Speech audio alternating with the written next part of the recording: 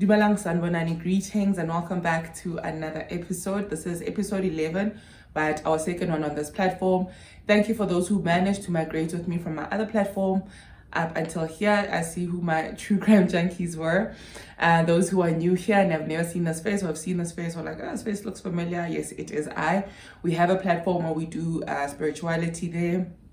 And yeah, in totality, but mainly focus on African spirituality, ancient Africa, ancient Kemet, and all of the good. So if it's content maybe that you are looking for, please go check out Stoned Queer.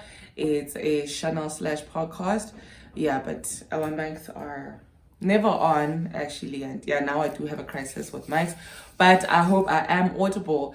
And yes, those are new. Please do like, please do subscribe, please do engage with us in the comment section, and yeah, educate us here and there and stuff like that.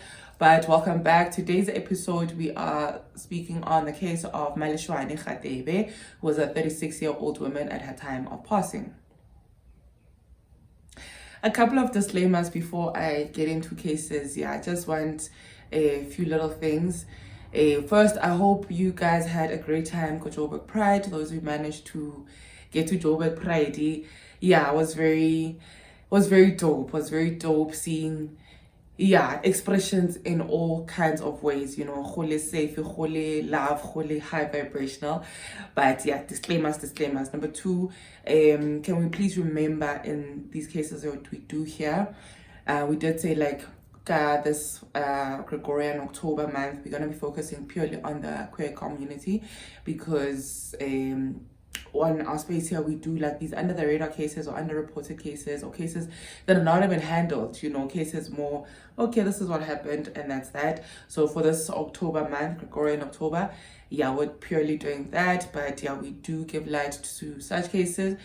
But at times we do the common cases or cases of like a name that you've heard before. But yeah, but can we please remember, remain kind in the comment section in case the family members, the friends, or people that were dear to the people that have been victimized and victimizer a victimi, victimizer somebody who's late. Yeah, I do get stoned a little bit. So that also keep within, and just remember a couple of things that I found during my research.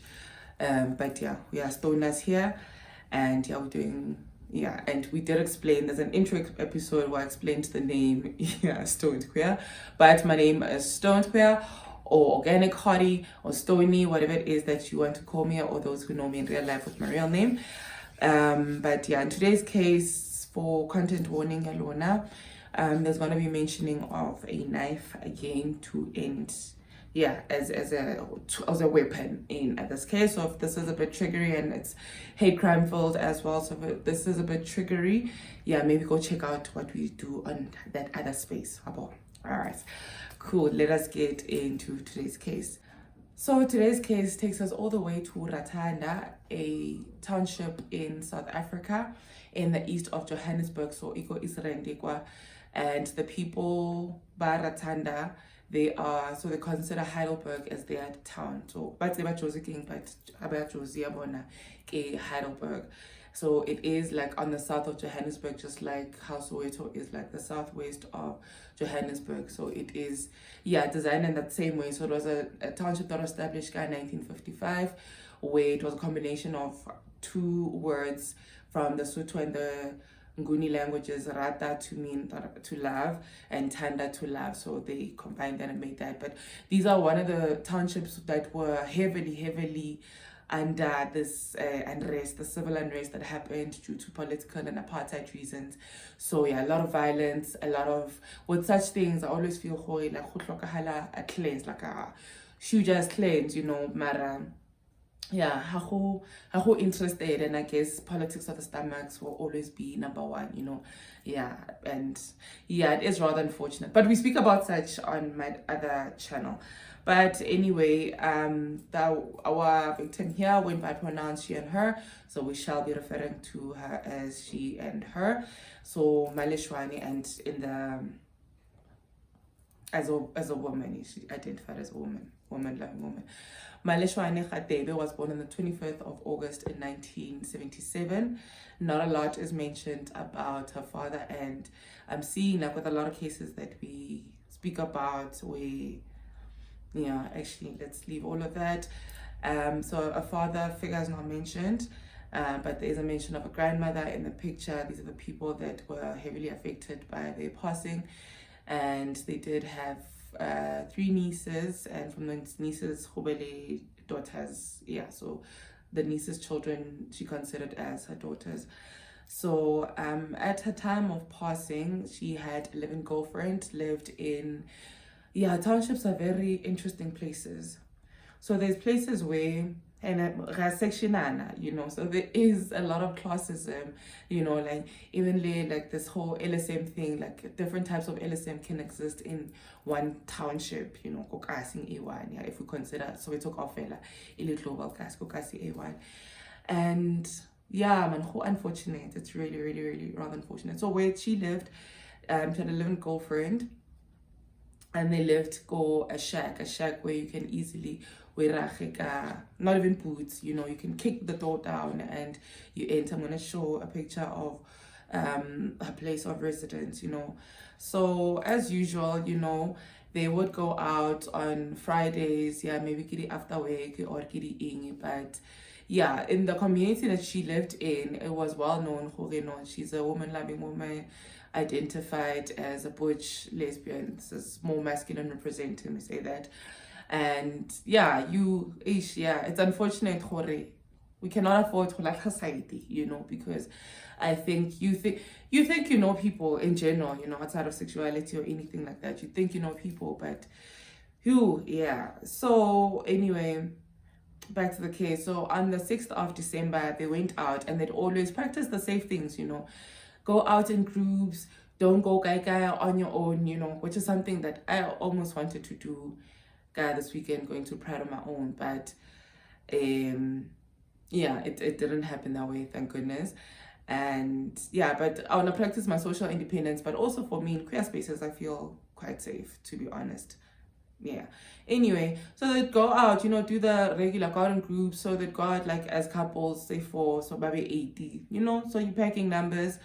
And so they did the right things, but still became victims of a hate crime, and as much as we would say maybe are unrelated as we're unpacking the story, but a lot of these, when you go into the investigation and thing, it's always, I want to prove such and such and such, the perpetrator. So we don't have a perpetrator, and we won't call them John Doe because by alive, but Ratanda perpetrator, because there are 2 men.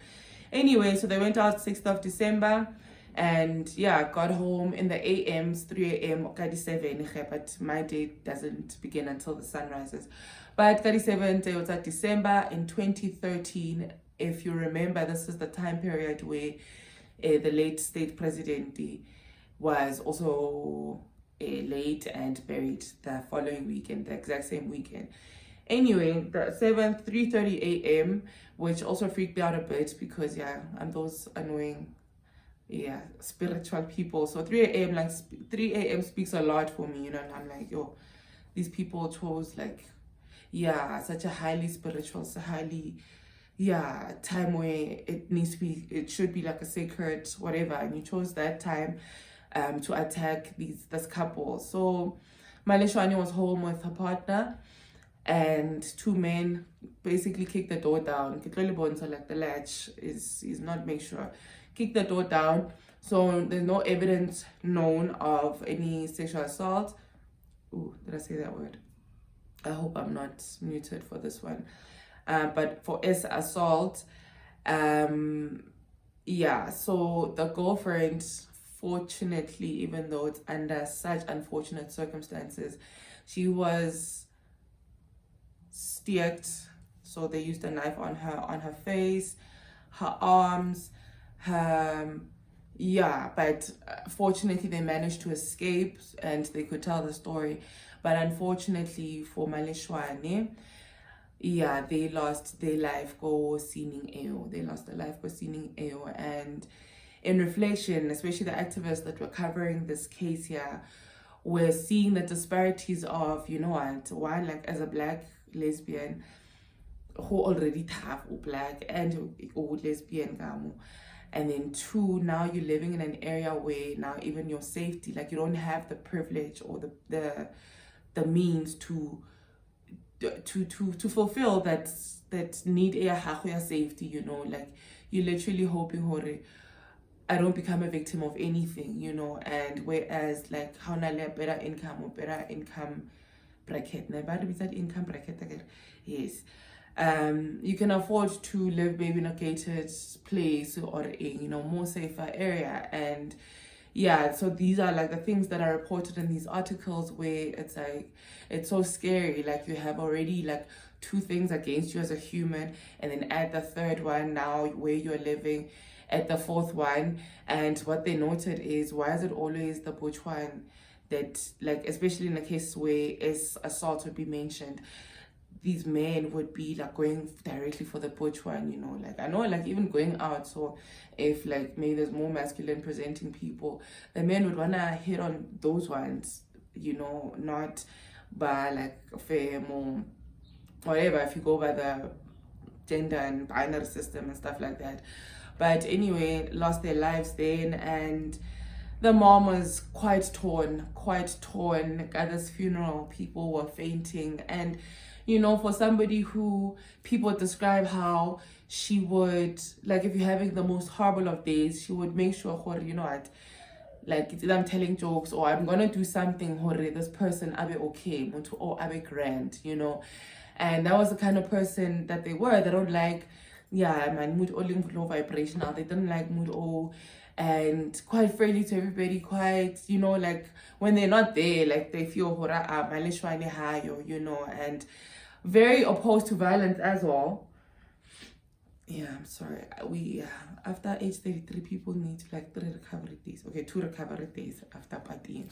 But anyway, yeah, so to lose such a person, like Lift You Know was quite packed, like over 200 people were there, you know, and people were fainting because, like, yeah, man, like, they took a human, they took a muntu, like, bankile mutu, there, these people. So apparently it was 2 guys, as reports by their partner, 2 guys who perpetrated this horrible act, you know, and nothing is done. There's no case where Mang was reported. So I hope her blood is still speaking where she is, you know. I hope, like, ba haunted on the daily, on the night, because it's absurd. It's, man, how do you shift from like your human element jwalo, where you are taking life of somebody in such a horrific manner, you know, or yeah, but yeah, so it was not classified per se as a hate crime because they took their belongings, they took,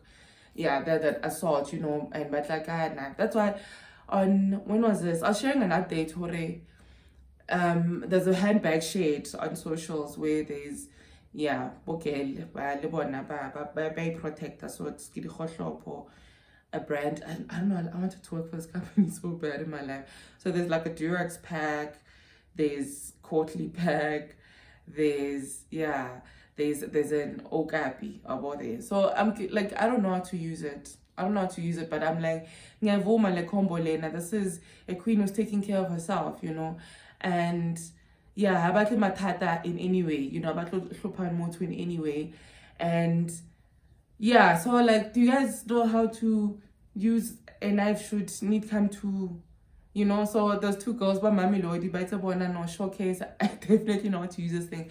Now I want to own one, but yeah, it's that thing also, the energy AO, but also I want to protect myself because unfortunately, you know, you'd want to be on some, no, I'm not a violent person and I want to be away from those energies. But yeah, the areas and the places, yeah, I guess that is an attraction of energy, I guess, as well, would require you to have such a weapon to protect yourself.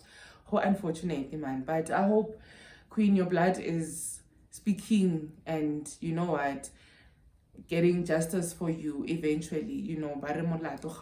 So I hope it is the case. I hope these perpetrators are found and brought to book, you know. I don't know, by Dimu Babona, or by Dimu Bahao, or by the universe, or by justice system, or by something where that happens so that these people can account. Like, I think everybody needs to be held accountable when you make a decision as well, you know. And that is all I have for this case of our fallen queen. And yeah, it is, even though they're not gonna treat it as a hate crime, but in the queer books, another one of us was taken, you know, and we're not saying it was because of the hate crime, but chances are it is also a factor. But yeah, you went for the vulnerable, basically. Yeah, and that is today's case. Happy today. Take care of yourselves. Be safe. Don't unalive people wherever you are. Like, are healing. Don't feel entitled over people. But yeah, for the true crime junkies, from next week though, I'll be breaking. But I do have episodes lined up where we're gonna be uploading, especially for those who are new and have not seen these cases. We'll be uploading the cases from my other platform here up until I think Boma that misaligned holiday in December, that one day. And then yeah, we'll probably be shooting. But yeah, when I do have the inspiration, I find something interesting, I will shoot and just keep it in the archives and just keep it ready for you, because I'm trying to be a consistent queen. I'm supposed to be recovering 2 recovery days from the weekend prior to Lay Queer Day. But yeah, thank you so much for tuning in. And yes, please like, please subscribe, please, yeah, let's come and cover these cases, give light to these cases. One, yes.